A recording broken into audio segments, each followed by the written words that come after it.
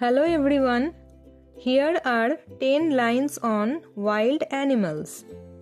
Wild animals are animals that live in forests, jungles, and mountains. They live in nature and find their own food, water, and shelter. Unlike pets, wild animals are not kept in our homes. Examples of wild animals include lions, tigers, elephants, and giraffes.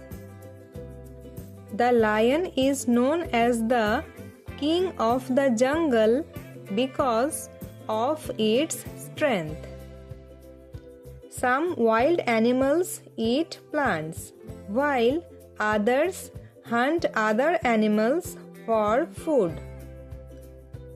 They are very important for the environment and help maintain balance in nature. We can see wild animals in places like zoos or national parks. Many wild animals are in danger because forests are being cut down. We must protect wild animals and save their homes to keep our earth healthy.